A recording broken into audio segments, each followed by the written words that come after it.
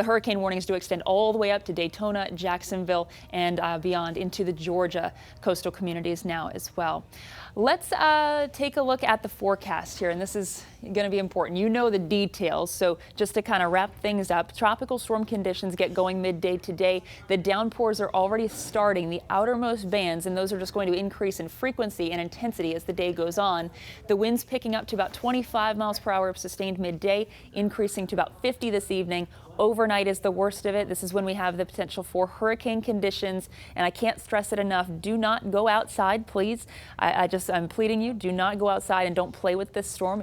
The danger is too great for us to have extremists that say, I went out in the storm. We don't want to see you get hurt. So please stay inside, stay in your safe place, and just shelter down for the night.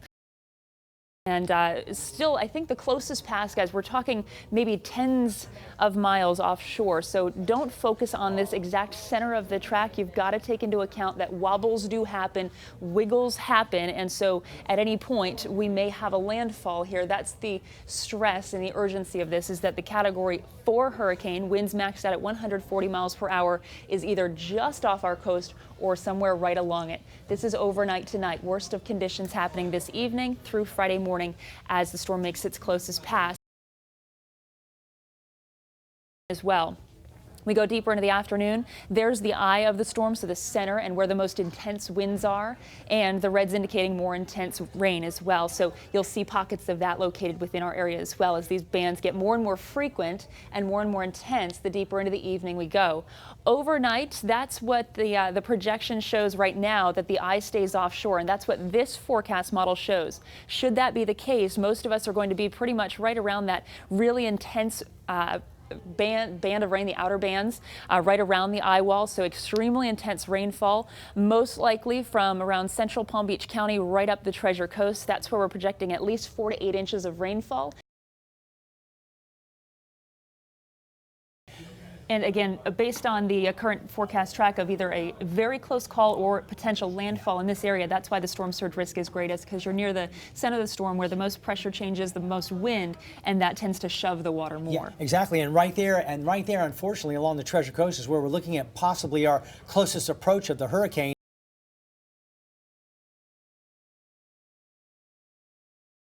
It really is fair game still at this point for anywhere across our entire area to perhaps take the brunt of that. Again, we keep talking about these little wiggles in track that can happen, and so that little wiggle, now we're too close, that little wiggle could mean a matter of a county or two, and that's unfortunate that forecasts do not allow that degree of accuracy. That's why everyone across our entire coastline from Broward County all the way up to Jacksonville is ready for this thing to potentially wiggle in and landfall really anywhere along the coast.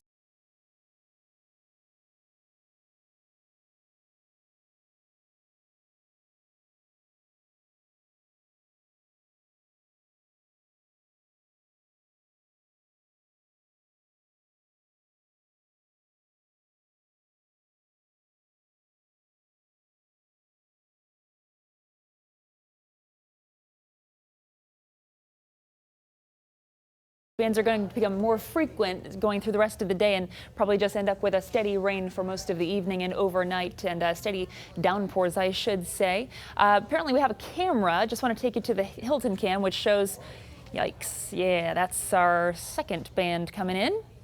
And that's what it does. It drops the visibility to pretty much near zero. So imagine you driving in that, that's your windshield. And that's not all that good to be out and about in. So that's why from here on out, we just hope you're in your shelter for the evening and you're ready to just stay there for the night and hopefully have some friends and family around you. If not, we are here and we're your friends and family at this point. We'll walk you through the rest of it until the storm gets out of here. We're on air nonstop. So latest storm stats. This is the 11 a.m. advisory. We'll get another one at 2 p.m. from the National Hurricane Center, and I believe there is a plane on the way out right now to sample that data. But it's a Category 4 hurricane at last check, about 45 miles west-northwest of Nassau, Bahamas, and going to the northwest at 14 miles per hour, which does put it on should it continue that exact northwest course, puts it on more of a direct path toward the Treasure Coast or toward the Space Coast, kind of looking out in time, than say southern Palm Beach County or Broward, anywhere like that. I think it's more of a direct course toward the Treasure or Space Coast on this course. The winds are at 140 miles per hour, the pressure down to 940 millibars at this point. The lower the pressure, the deeper the storm, the more intense the storm, generally speaking. So let's go forward with our hour-by-hour forecast. This is doing a really good job, I think, of keeping that eye very, very close to our coastline and just kind of brushing right up the Treasure Coast. So I want to step you through this here. This is at 2 o'clock, so not about an hour from now. We're seeing those outermost bands come in from time to time, and it's really fair game for anyone at this point, from Treasure Coast over Lake Okeechobee and even down into Palm Beach County, Broward County. We're seeing these bands come in, and within those bands, those downpours like we just saw on that camera there, just the visibility near zero, and the winds picking up ferociously within some of these tropical downpours. So we'll go through the 3-4 o'clock hour and continue to see the bands come in more frequently. At this point, you can see the eye is on our map here on the hour by hour, at least a representation of it.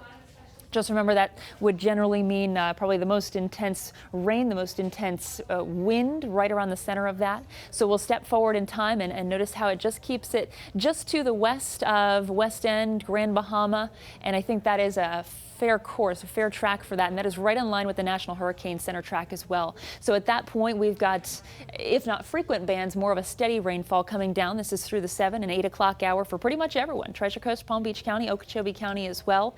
And then that center of the storm, if it should come this direct course, it just kind of skims right on our coastline. We would be in some of the stronger winds here, likely up to hurricane strength, maybe Category 1 or perhaps Category 2 winds. Again, given this, that the center and the strongest winds, the Category 4 winds, are just offshore at that point. And we're hopeful that that is the case, but have prepared for the worst, just in case that eye wall does shift a little bit or wobble a little bit on this course. But at this point, we're feeling pretty good about Category 1 winds, maybe Category 2. Everyone else on the far fringes around Okeechobee County, all the way down to southern Palm Beach County, at least strong tropical storm conditions at this point, and that takes us through the midnight hour. The center of the system, it should roll right up the Treasure Coast. Again, we're going to be dealing with some very intense downpours, near hurricane force winds. That takes us through the night and into the early morning hours of Friday. At 4:30, the center of the storm is expected to be just east of Indian River County and continuing kind of a north-northwesterly course, so essentially paralleling the coastline and working its way toward Cape Canaveral, where honestly I think they're going to end up with the worst of the brunt force of this storm as it works northward. It's going to push a lot of that water, which is why the storm surge is expected to be highest here from far northern Indian River County and up through the Space Coast, through Space Canaveral. That's where the brunt of the storm surge is likely to impact. So we'll press forward even more so through Friday morning. Notice the center of the storm lifting north of us, the last of the heaviest bands still coming through for you in Indian River County, including Vero Beach, perhaps Fort Pierce as well, on the edge of the last of perhaps hurricane force winds at that point, and everyone else to the south from St. Lucie to Martin County to Okeechobee County, Palm Beach County, improving conditions through the morning, at least as far as the heaviest rain and heaviest wind. Indian River County, you're going to be last to clear from this system as it lifts off to the north. They said the hurricane force wind threat has greatly diminished in Palm Beach County. So what they did was basically downgraded that to a tropical storm warning, which is in effect for especially the eastern part of the county at this time. So it doesn't mean you can't still get the occasional gust, but as far as widespread threat here, the threat has greatly diminished for the lower end of Lake Okeechobee and all points south to the Broward County line. Now, if you are in Martin County, St. Lucie, Indian River, Okeechobee County, or any point northward on the Space Coast, you're still firmly in that hurricane warning until further notice. As Chris said, once again, we're not out of the woods just yet, so please don't think that this is over for you, especially Treasure Coast.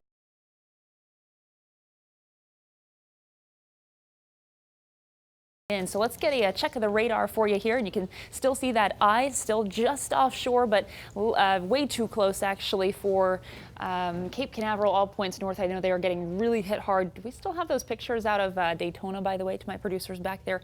If we do, maybe we can get those up. Hey, let's check them out, and then we'll sort of dig into that more. Ooh, yeah, that's Daytona right now. Wow. Worst we've seen, Kerrin. Yeah, absolutely. And again, this is just one point of view. I mean, we can't possibly know what buildings are nearby, anything like that. Hopefully not too. Wow. That's Scary, dangerous, right? I mean, yes. That's scary. I mean, we were seeing the beach before. Now you can't even see any part of the beach. There are waves on top of the beach. Yeah. So there you go. I mean, this is the stuff, guys. This is why we hoped the eye would stay far enough away, and luckily it did for Palm Beach County, Treasure Coast. I know you got grazed by it. Let's get back to radar. I mean, those pictures are incredible, so I don't mind sitting on it for a while, but I want to just quickly get you a check of radar and show you why it's so intense for Daytona, because when the storm passed near us, it was some 30, 40, 50 miles offshore, depending on your exact location. But to give a perspective here, that outermost eye wall, this is where the winds are maxed out at category 3, 120 or so. And so that's pretty much there. I mean, we're talking 10, 15 miles away, maybe at most, from Daytona Beach. New Smyrna, only 7 miles from that outer eye wall. So we're talking easily category 1 to category 2 hurricane winds. And again, that push of water, because that storm is moving north, moving northwest. It's pushing all of the seawater. That's storm surge. And what you just saw there on the camera, that's such a dangerous part of these storms. So again, I think this eye wall is pretty much right now grazing up the coast, and that's the threat now, and that's the concern for all these areas from New Smyrna points north, that this eye wall is just going to skim right along, if you will, and just touch everyone along the way, which is why they're really getting the brunt of it right now.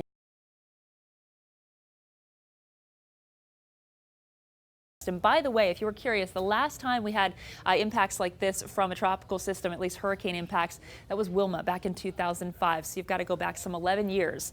Anyone new to the area has not been through this in this area in 11 years. That goes for many of us.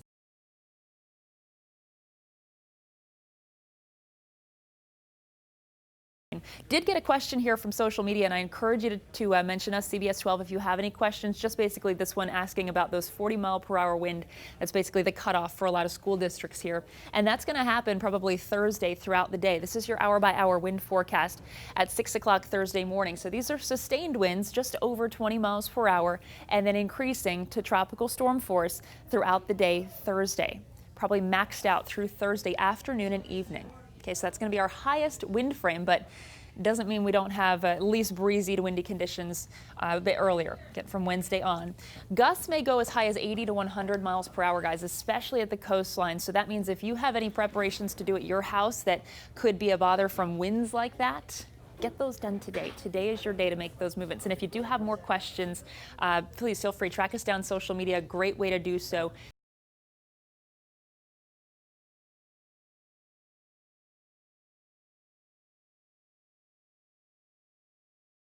So the watch is basically to give you a heads up that you should be preparing for hurricane conditions in all of these areas. Secure your home, your family, make sure you have got your plan firmly in place and done by midday Wednesday before conditions really start to deteriorate. For final preps, I want you to have those done, I'd say by 10, 11 o'clock a.m. the very latest, because after that, don't want anyone to be venturing out. Downpours start to increase. We'll have some spotty rain even right now overnight and into the early morning hours, but really getting going by your Thursday afternoon and especially later on overnight. Overnight is the worst. This is going to be when the hurricane conditions are pretty widespread for many of us. Do not go out. Do not go out. I want to just reiterate that. Do not go outside and play in this. It's not a storm to play with. Stay inside, stay in your safe shelter. It's going to be a warm, humid night, of course, and extremely windy with hurricane conditions.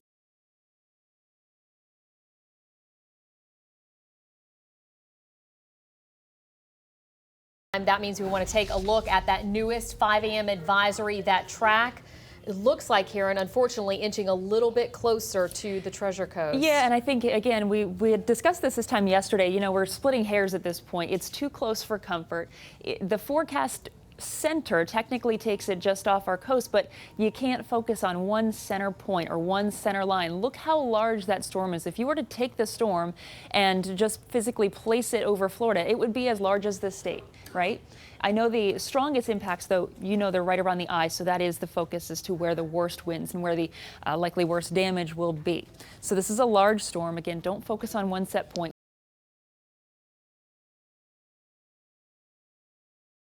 Right now, now it's a Category 3. The winds have upped just a little bit as, again, we anticipated and probably will continue to strengthen. There's nothing to really stop it from strengthening more, so it's likely to be a Category 4 when it makes its closest brush by us.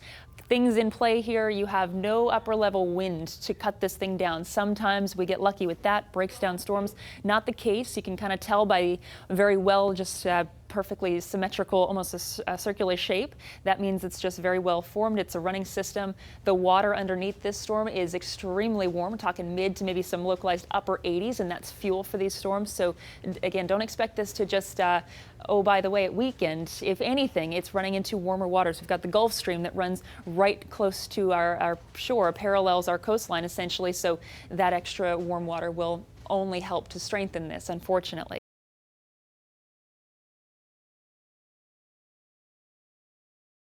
Important. We hope that the eye wall, the very center, stays offshore because that would only separate us from where those strongest 145-mile-per-hour winds are. But there is still very much so the chance that this just jogs the teeniest bit west. You got to remember that if it even takes the smallest jog, we are now in direct hit if it jogs just a little bit. So landfall is certainly possible, even though that center line right now from the hurricane center takes it offshore. Don't count on that. Count that this may just jog and we get a direct hit from a Category 4 hurricane. That's what we've prepared for, hopefully, and we'll get through together, by the way. Let's continue forward. This is probably going to be about 6 hours later, so maybe 7, 8 o'clock in the morning at its nearest point to Vero Beach. We're talking some tens of miles offshore, so Category 2, 3 strength winds expected at least. Again, hoping that eye wall stays off, so the strongest of winds upwards of 145 stay offshore, but you can't guarantee that. We go on forward to Friday at 2 p.m. It's now worked past Cape Canaveral, working up the Space Coast and basically paralleling the entire coast, which is why it's not just our problem, but this is all the way up the eastern side of Florida. Remember our friend who's evacuating. That's why I want him to get out of here, because this is, it's going to be an issue all the way up the coastline. We're talking major implications for the majority of the state. One thing that shocked me yesterday, Governor Rick Scott said this is probably the largest evacuation in the state's history. And this is why, because it's going up the immediate coast and impacting all of the metros right up and down the most populous area of the state. Let's continue forward with this track.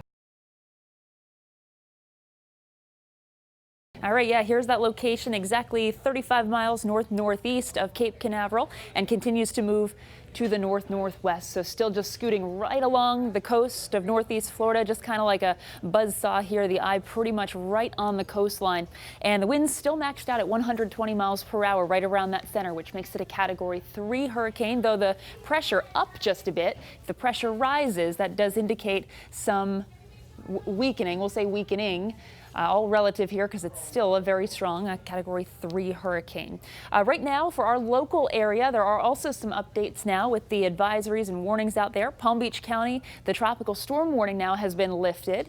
And for the Treasure Coast, still hurricane warnings in place over land.